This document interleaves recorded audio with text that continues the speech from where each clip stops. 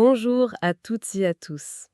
Alors, aujourd'hui, on se lance dans une exploration un peu particulière, je dirais. Ah oui, ça veut. Pas d'articles récents, pas de rapport détaillé. Non, on part d'une simple page de métadonnées. Une page Google Books. D'accord. Et qu'est-ce qu'on y trouve? Alors, notre objet d'étude, c'est The Crown of Individuality, la couronne de l'individualité. Un livre de William George Jordan. William George Jordan. Oui, publié en 1909.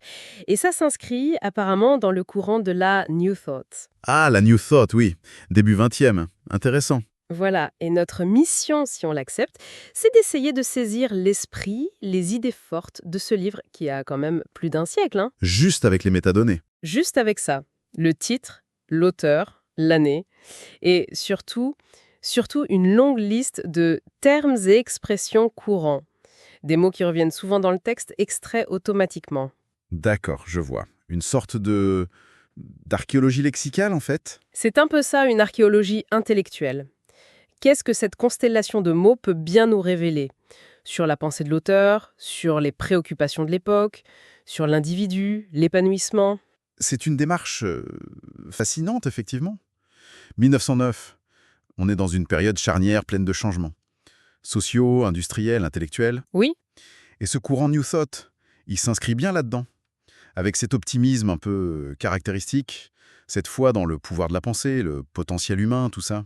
mhm, Ce qui est passionnant ici, justement, c'est de voir comment une simple liste de mots, presque un squelette du livre, quoi, oui, c'est ça. peut nous donner un aperçu des thèmes qui semblaient cruciaux pour Jordan. Et pour ses lecteurs, peut-être. Comment ils voyaient le monde, comment s'y retrouver. C'est comme une radiographie involontaire des idées maîtresses. Exactement. Alors, on commence par quoi? Le titre, peut-être. La couronne de l'individualité. Oui, rien que ça. Rien que ça, c'est déjà tout un programme. Cette image de la couronne, qu'est-ce que ça évoque pour vous, surtout mis en relation avec les autres termes qu'on trouve? Ben, la couronne, c'est une métaphore très forte, hein. Ça évoque le sommet, l'achèvement, mais aussi une forme de souveraineté. Une souveraineté. Oui, l'individualité, du coup, ce serait pas juste un état de fait, quelque chose de passif qu'on a à la naissance. Non, ce serait plutôt quelque chose qui se mérite, qui se conquiert. Ah, qui se gagne. Voilà. Par l'effort, la volonté. Une récompense pour un parcours réussi, en quelque sorte. Un symbole de maîtrise de soi. D'accord. Et ça colle parfaitement avec plein de termes qu'on trouve dans la liste, justement. Character, Le caractère, oui. le caractère, la trempe morale, courage, strength, la force intérieure, highest hopes, les plus hautes aspirations, ideals, les idéaux, inspiration, truth, la vérité, justice, honneur, l'honneur.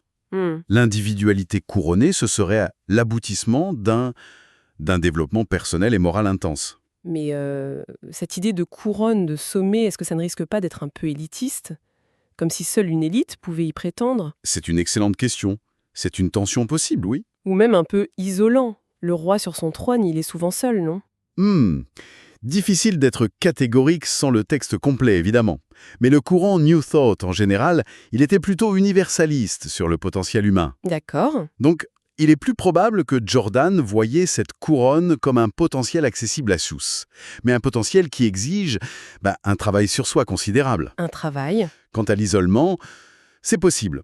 Mais on trouve aussi le terme friendship, l'amitié. Donc, les relations sont pas forcément exclues.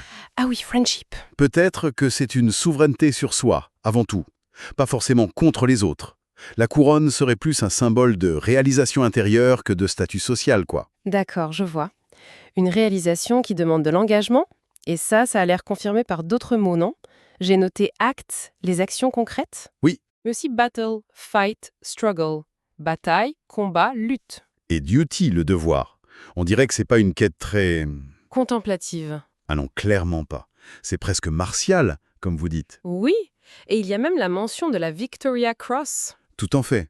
La plus haute décoration militaire britannique pour bravoure. C'est frappant. Ça suggère quoi alors? La récurrence de ce champ lexical de la lutte, elle est très significative. Jordan ne décrit pas un chemin facile vers l'épanouissement. Pas du tout. Plutôt le contraire. Oui, il met l'effort, la confrontation, peut-être même l'adversité, au cœur de la construction de cette individualité forte. C'est une vision presque héroïque du développement personnel. Héroïque, oui.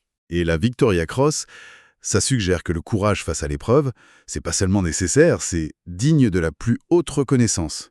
Cette couronne, elle s'obtient, au front, en quelque sorte. Un front qui n'est pas seulement extérieur, j'imagine, hein, si on regarde les autres termes. Précisément. La lutte est aussi, et peut-être surtout, intérieure. C'est très clair dans la liste. Ah oui, On a des mots comme Dark Valley, la vallée sombre. Pain, la douleur. Grief, le chagrin. Sorrow, la tristesse. Mistakes, les erreurs. Dead past, le passé mort, révolu. Et worry, l'inquiétude. Donc on ne construit pas son individualité malgré les épreuves. Mais plutôt à travers elle. C'est ça qui semble se dessiner. La vallée sombre, c'est pas une impasse à éviter, c'est un passage. Peut-être même un passage obligé. Intéressant. Et il y a cette opposition avec Valley of Prosperity, la vallée de la prospérité. Exactement. Ça suggère une trajectoire ascendante, un mouvement ascendant, de l'ombre vers la lumière, de la difficulté vers une forme de réussite.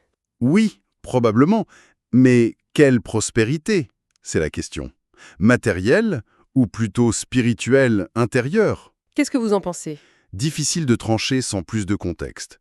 Mais si on se base sur l'orientation New Thought, on peut supposer que c'est moins une richesse purement matérielle qu'une richesse intérieure, un état d'accomplissement, de bien-être, d'harmonie. D'accord. Cela dit, le mouvement n'excluait pas non plus que la pensée juste et l'action droite puissent aussi améliorer les conditions matérielles. L'important, je crois, c'est cette idée de progression, de transformation, On traverse la Dark Valley.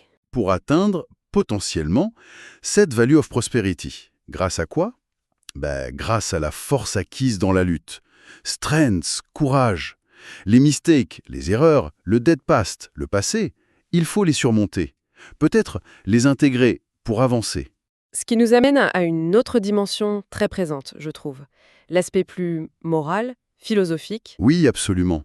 On a des termes comme true living, vivre vrai. Vie authentique, Oui, quelque chose comme ça. justice and truth, justice et vérité. Moral nature, la nature morale. Purpose, le but, le dessein. Et cette insistance sur higher, highest. Plus élevé, le plus élevé. Mhm. Comment tout ça s'articule avec l'idée d'individualité? Ça dépasse la simple affirmation de soi, non? Tout à fait.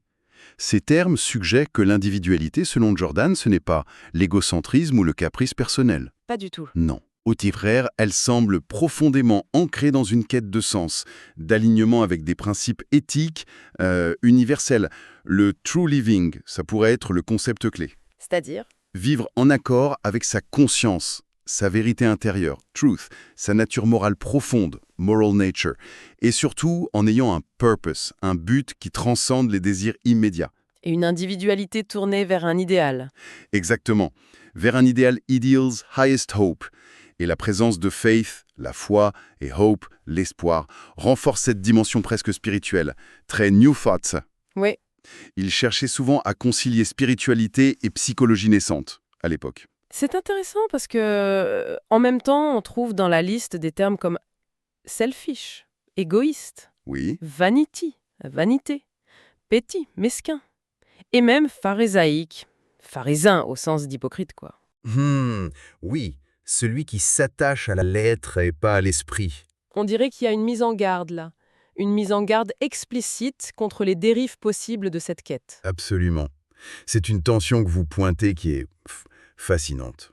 Comme s'il disait attention, ne confondez pas la vraie couronne avec le masque de l'égoïsme. C'est tout à fait ça. Il semble vouloir définir une ligne de crête très fine. D'un côté, il valorise l'affirmation de soi, la force intérieure, Oui, mais de l'autre, il met en garde contre ses contrefaçons. L'égoïsme, selfish, l'orgueil, vanity, la petitesse d'esprit, petty, l'hypocrisie morale, pharisaic.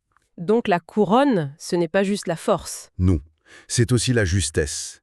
L'individualité véritable serait celle qui intègre cette dimension morale, moral nature, justice, honor, celle qui recherche la vérité, truth, et qui est animée par un but élevé, purpose, higher. Ça la distingue de l'individualisme pur et simple. exactement. C'est un équilibre, complexe à théoriser. Et sans doute encore plus à vivre, j'imagine. Un équilibre qui doit se jouer aussi sur le plan émotionnel, non? Oui, et relationnel. Oui, on a des indices là-dessus. J'ai vu cheerfulness, la gaieté, la bonne humeur. émotions en général. Mais aussi des choses moins positives. Envy, l'envie, la jalousie. Mhm. Happiness, le bonheur, bien sûr. Heart, le cœur, mais aussi heart hunger. Ça, c'est intriguant, la faim du cœur. Le manque affectif. Oui, c'est une expression forte. Loneliness. La solitude. Et même simple smiles, de simples sourires. Qu'est-ce que ça nous dit sur la gestion du monde intérieur? Ça nous montre que la dimension émotionnelle est centrale. Ce chemin vers la couronne, il n'est pas que intellectuel ou volontariste. Il implique une connaissance et une maîtrise de ses émotions. D'accord. La présence de cheerfulness et happiness suggère un idéal d'état d'esprit positif. Peut-être même quelque chose à cultiver activement. D'ailleurs, on a aussi le terme optimisme. Ah oui, l'optimisme. Mais le livre semble lucide sur les défis. Envy, loneliness, heart hunger, ce sont des réalités humaines reconnues. La question, c'est de savoir comment Jordan propose de les gérer. Est-ce qu'il faut les éradiquer? Ou les comprendre. Voilà. Les comprendre pour les transcender, peut-être? Le heart, le cœur, est mentionné plusieurs fois. Ça montre l'importance de l'intériorité, de l'affect. Et l'amitié, friendship qu'on a mentionné. Elle suggère que les liens humains authentiques ont leur place, peut-être comme soutien ou comme terrain d'exercice des vertus. Et les simple smiles, Oui. ça pourrait symboliser l'importance des petites choses, d'une joie simple, pas spectaculaire, mais profonde. Et au milieu de ces grands thèmes, il y a quelques termes un peu plus énigmatiques qui attirent l'œil. Straight jacket, par exemple, la camisole de force. Oui, c'est vrai. C'est une métaphore pour quoi, à votre avis? Les conventions sociales, les dogmes, les limites qu'on s'impose? C'est très probable.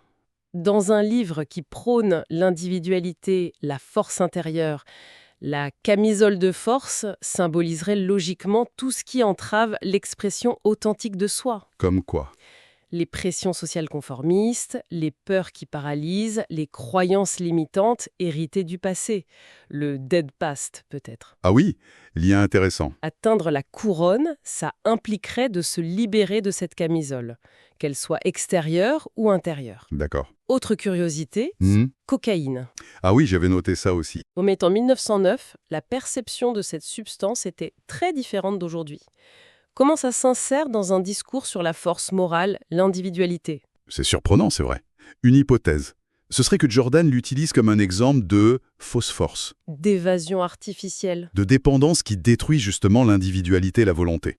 Une sorte de repoussoir. Exactement. Il pourrait opposer cette recherche d'un état altéré par une substance à la quête d'une force authentique. La strength, le courage qui viennent de l'intérieur, du développement du character. Ce serait un exemple de ce qu'il ne faut pas faire sur le chemin du true living. C'est une lecture possible. Et que penser de sculptured figures, figures sculptées? Ça m'intrigue aussi. Est-ce que ce sont des idéaux, des modèles à imiter, ou au contraire une critique de quelque chose de figé, de sans vie, par opposition à une individualité vivante? L'ambiguïté est réelle. Figure sculptée, ça pourrait être positif. Renvoie à des modèles de perfection morale, de caractère. Les grands hommes, peut-être. Des idéaux à contempler pour trouver l'inspiration. Ou alors ça pourrait avoir une connotation négative. Des apparences parfaites, mais froides, rigides, sans âme. Une sorte de conformité extérieure sculptée par les attentes sociales, par opposition à l'individualité vivante, authentique. Peut-être imparfaite, mais réelle. le living de true living. Voilà. Sans le contexte, difficile de choisir. Mais la seconde interprétation, la critique du figé, semble plus cohérente avec la valorisation de l'authenticité contre les apparences, contre la vanity, le pharisaïque. C'est vrai qu'on spécule beaucoup, mais bon, c'est un peu le jeu avec ce type de sources limitées. Tout à fait. Mais on voit quand même émerger une vision assez cohérente, je trouve, même si elle est pleine de nuances, de tensions potentielles. Oui, je suis d'accord. Si on essaie de rassembler un peu les fils, qu'est-ce qu'on retient de cette exploration lexicale de The Crown of Individuality? Plusieurs grands axes se dégagent avec force, je dirais. Premièrement, une conception exigeante de l'individualité. C'est pas un donné, c'est un sommet à conquérir. Crown, le fruit d'un travail acharné sur soi. D'accord. Deuxièmement, Ce travail passe par le développement du character, du courage, de la strength, notamment face aux épreuves inévitables de la vie, la battle, le struggle, la dark valley. troisièmement, L'aspect moral. Oui.